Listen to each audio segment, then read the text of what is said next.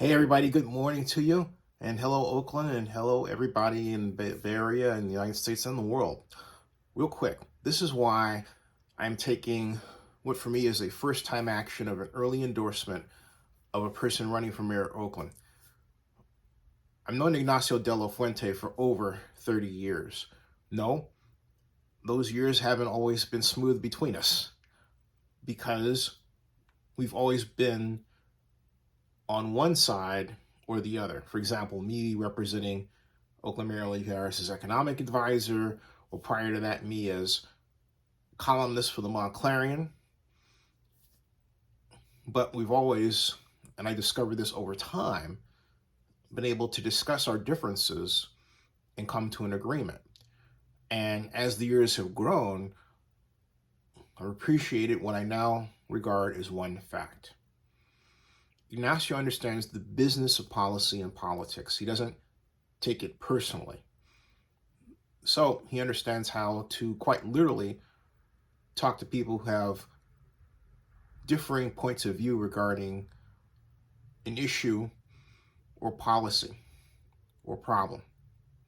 And today, I regard that as a gift.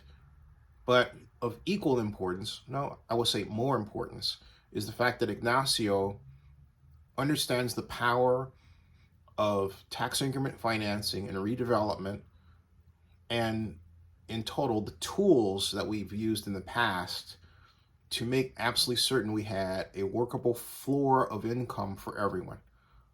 For all practical purposes today, that has been wrecked. And if you want to debate about it, all I have to do is point at our homeless population and indeed the problem of homeless, or the unhoused, as we now call them, in the United States. But the simple fact that we have to refer to a group that was in the past considered to be very transient and would get a job and eventually come out quite well is a problem. We've turned the unhoused into a class. We have to go back to turning the unhoused into a transient position that a person has for a very temporary time, if at all, before they achieve a home and gainful employment.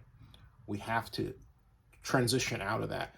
But to do so, we need someone who understands how to work the levers of government and not from an activist point of view.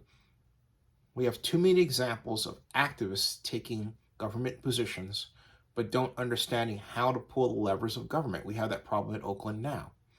We need to return to having elected officials who understand how to make government work for you.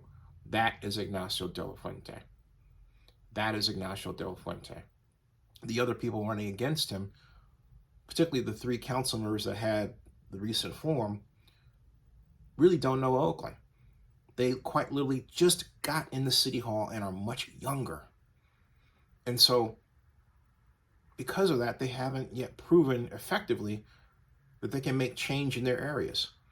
Shang Tao, District 4, who I considered a friend until then, I'm being candid, the way she treated me this year, I'm being very candid about this, has allowed District 4 to be obviously impacted by the pandemic and has not used the tools to fix District 4. Treva Reed, who worked for my longtime friend and the person who got me the job with Elihu, Larry Reed, has embarked on a promotion tour in the middle of a time when people need her to focus laser-like on the issues of District 7, and more important, getting people jobs and homes. That should be her only focus, not herself. And then we come to Lauren Taylor, who I like. But Lauren is ambitious in a way that is not helpful to those who have less. If it were up to Lauren, he sends out the image that he would push people out who can't afford to stay in their own places. That's the image Lauren pushes. I can't support that at all. That's not Ignacio. Seneca Scott, who is number 2, I've said speaks a powerful truth. Not truth to power. He speaks a powerful truth. He says things that people don't want to hear. But right now, we need that kind of shock to the system. Oakland is in trouble. And there are an uncomfortable number of people who seem to send out the message that as long as they are doing okay, then they don't need to be concerned about those in Oakland who are not. We haven't had that point of view before. We have to get back to not having that point of view again. We have to use our unusual and incredibly large resources we haven't tapped, like, for example, tax increment financing, to be able to help at least fortunate dig out of them, many of whom are Black. And that gets me to the last point I want to make. We've created a society where even Black people are encouraged not to care about other Black people. Why? Because they themselves have been the victim of a racism that shows, hey, people don't care about them as much as their white counterpart. When you read out these statistics about someone Black not getting this, so someone not Black not getting that, that's your picture that there is something wrong. And it's not with a Black person. There is something wrong with a society that treats someone dark because they're dark that way. We have to change that society. We had a religious basis at one point, but it seems like there are some people who've gotten away from that.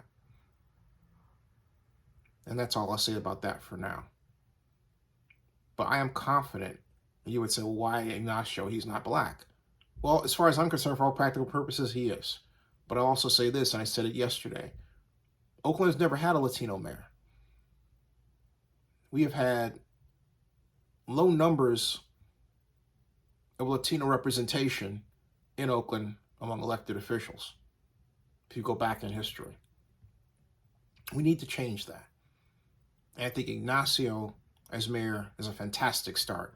We're a little behind schedule. I'm sure you'll agree.